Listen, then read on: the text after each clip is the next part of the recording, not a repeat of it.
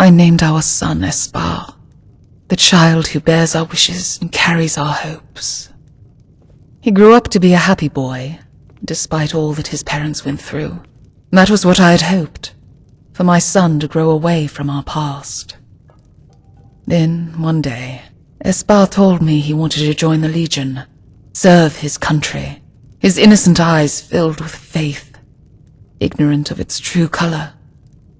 It was then I realized how long I had, since my son's birth, forgotten the pain my family went through for faith. Twice my family fought in the Empire's name. Twice suffered my family's champion a traitor's death. My son must not walk the same path. But what can a mother do with her curious child, so eager to see the world, unknowing of its danger?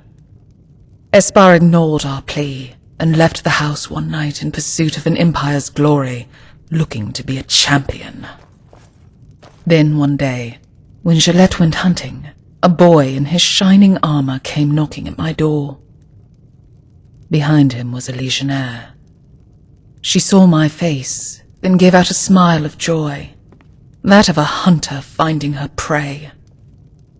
Immediately, Espar picked up on my signs of fear and ran the fastest he could. She didn't bother for a pursuit and instead cast fireballs at him. My son dodged the first one, but quickly she began casting the second. She was determined to kill my boy, and I couldn't allow it to pass.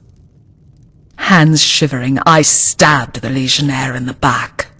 She stopped her attacks and turned to my fearful self. She laughed hysterically, then held my shaking body, let out a storm of fire. After that, it was only silence. The next moment I became conscious, I found myself amidst scorched houses and broken bodies. The legionnaire was no longer there. Neither was Espar. A mother's instinct drove me to search for my son. I feared. I prayed, hoping that my son was safe.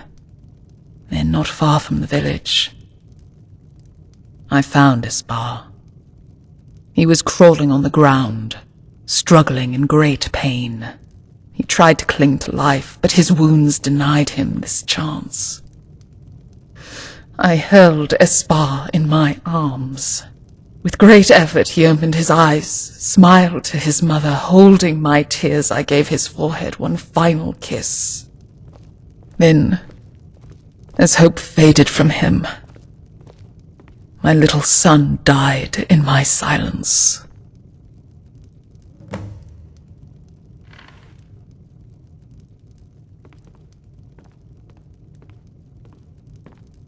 Yes? We'll do what is right. I know we will. Gillette, that Breton from Whiterun? He lied to us. Tricked us into thinking the mistress was the arch-acolyte, when he knew who she was all along.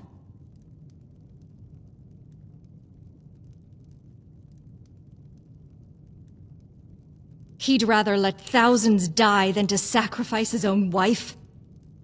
Tell me what happened between Gillette and Marlene. I want to know if there ever was a chance for their redemption. But we were supposed to deliver hope.